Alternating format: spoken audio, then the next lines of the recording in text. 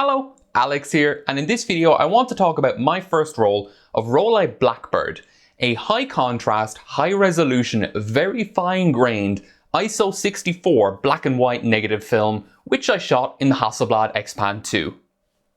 Let's get into it.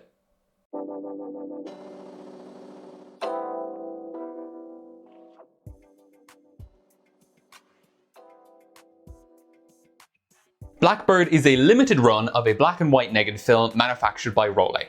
I can't find an actual source at the time of recording about what the film actually is, so if I find anything you'll see the details up here, but it's promised by Rollei to be very slow, with very fine grain, very high resolution and very high contrast, which they say affords a very dramatic look to your images.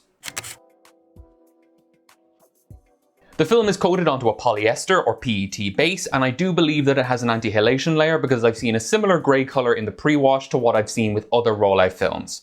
Though you can get a little bit of halation under certain conditions where you have extreme bright point sources of light.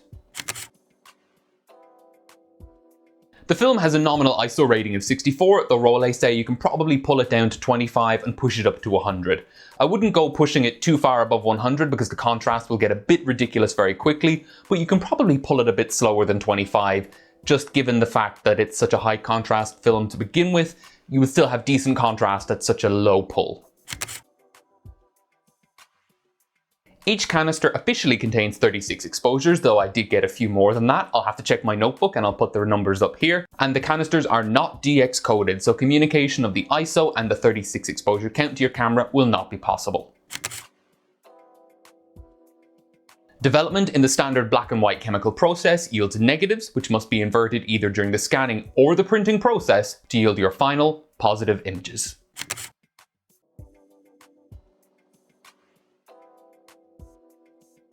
When I visited Berlin a few months ago, the weather was absolutely crispy when I left Brandenburg Airport. It was bright, it was sunny, a bit cold, but that's not a problem. It was perfect black and white photography weather. When I made the mandatory pilgrimage to Photo Impex, this is one of the rolls of film that I picked up while I was there, and as soon as I loaded it into the XPan 2, the rain came down, and it came down hard for about half an hour. It did eventually pass, but it was still very overcast and dreary for the rest of the day. But I really don't like the look of color negative film under overcast conditions, so I said screw it. I'll just shoot this film, maybe I'll get some blurry pictures. And I did. But I would rather have blurry pictures from the trip than no pictures, so whatever. The vast majority of this roll was shot at 1/15th or slower, with several shots in the 2 and 4 second range handheld, which was not ideal. But, you know, you make do with what you've got, I guess. I shot the whole roll over the course of that first day in Berlin using the Hasselblad XPan 2 and all three of the 30, 45 and 90mm lenses. Because the weather was so overcast and the film so slow, I didn't use the centigrade ND filter for the 30mm, which would have brought me to T9.5, but removed the vignetting. That was just a compromise I was willing to make. I rated the film at EI64, its box speed, and I wasn't sure how to develop it until I got home and got my hands on a bottle of Mersch Pyro 48. This isn't a pyro video, but it's an alternative to 510 pyro that comes in two parts, has longer dev times, and rather than a brownish stain, you get a greenish stain. If you use a normal developer, your negatives will not look green like mine, just for the record. I wasn't sure what time to use, so I kind of just reverse engineered one by comparing known times for 510 Pyro and Pyro 48 for a few different films. So I think I settled on 1+2+100 for 23 minutes at 20 Celsius. Again, I'll check my notes and put that up there. Then I fixed the film using Mersch's own alkaline fixer, because you must use an alkaline or neutral fixer for Pyro Dev. If you use an acidic fixer, the stain disappears, which kind of defeats the purpose. Why would you do that? And then I did the usual. I scanned using the Canon EOS 1DX Mark III and the Canon EF 100mm f2.8L IS-USM macro lens, and then processed the scans to taste in Adobe Lightroom.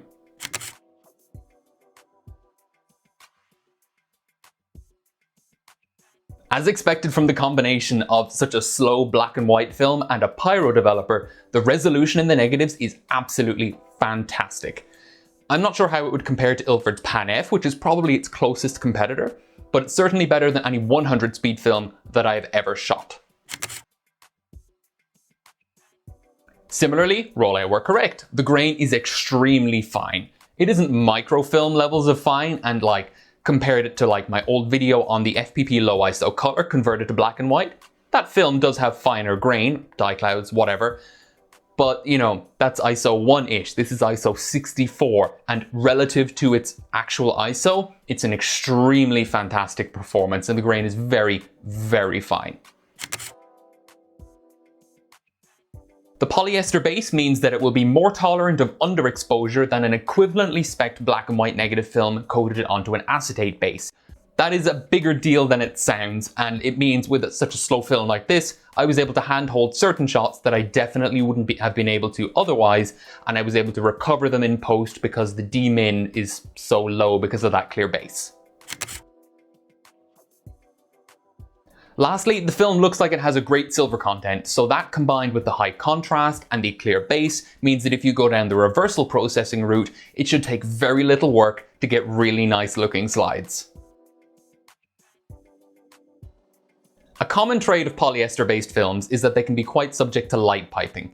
So although this film probably does have an anti-halation layer, I have shown that you can overcome it with enough light, like a bright point source in your images. So you do need to be a little bit more mindful with this film and films like it than you would with other acetate-based films when it comes to loading and unloading it in shaded areas or dim light. The high resolution of this film means it's very unforgiving when it comes to motion blur, which is obvious in my images, or focusing errors, which I did make a few of. If you were shooting even an ISO 200 film, the resolution would, give you a bit more leeway when it comes to missing focus or a bit of motion blur. A film like this, not so much. So it's definitely better for tripod shooting, or, you'd want to be really good at focusing with your SLR or have a really well calibrated rangefinder. Although you can play around with the dilution of your preferred developer to play with contrast with most films, this is still a very high contrast film just by its nature, and that's not going to be to everyone's taste. It certainly is to mine, and I really like the high contrast look that this film gives, but I can certainly see that a lot of people might think it's far too much. Lastly, even as polyester films go, this is the curliest film that I've ever had to deal with. It took more than a month of weighing the negatives down with books in my Jobo just to get them kind of flat enough that I could put them in my binder without them instantly rolling up. Honestly, it's an absolute pain to handle this stuff in a practical sense. Like for the B-roll for this video, when I put them on the light table, I had to actually weigh down the edges off camera just so it wouldn't spring up off the table out of the depth of field of the lens. And honestly, I think that maybe the film just doesn't have an anti-curling layer whatsoever. Starting off with my third favorite picture from the roll, this kind of scene is kind of part of my mental image of Berlin and cities like it on the continent. That kind of old, blocky 80s to 90s car, lots of brickwork, sometimes covered in graffiti, and lots of trees. How accurate that image is depends on what part of what city you go to, but it's certainly the kind of picture of Berlin that I always had in my mind growing up. And it was nice to be able to capture something like that. It's pretty simple composition, there's nothing fancy going on. Nice punchy contrast.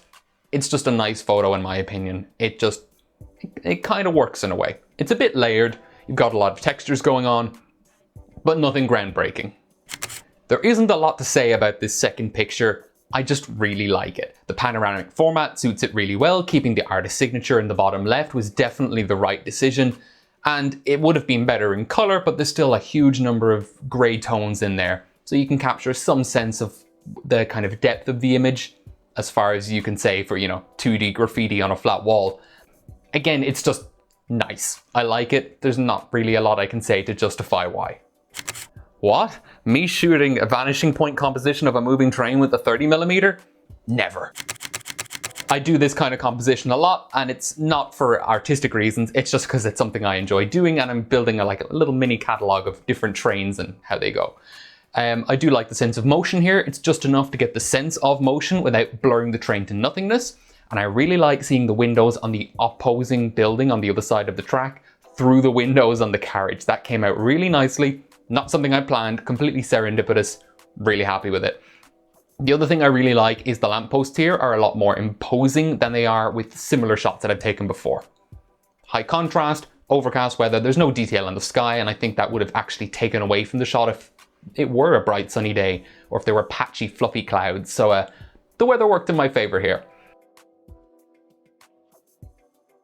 So who is this film for and would I recommend it? I guess if you like Ilford Pan F but you wish it had more native contrast, if you like CMS 20 and are willing to sacrifice some resolution for something faster that doesn't need specialized development, or if you like ad hoc Scala HR50, Scala 50 or HR50, but you want something with slightly reduced red sensitivity without that extended red sensitivity that those films have, this could be an easy sell. I like it because of its high contrast look and that fine grain, and it works really nicely. It's not going to be to everyone's tastes, but that's okay. There's no single standout selling feature of this film that makes it, you really scream and really want to get it. And that's okay. It's just a really high quality, low speed, fine grain, high resolution, high contrast, black and white negative film. It is exactly what is promised. And that's enough sometimes. Not every film has to be the most unique thing on the planet. That's all I have to say for this video, really. So stay safe, and bye-bye for now. If you don't already, follow me on Instagram at Chaka1277 for new pictures every day. If you like this video and enjoy what I do on the channel, please consider subscribing or checking out my Patreon, where the tiers start at just €1 per month.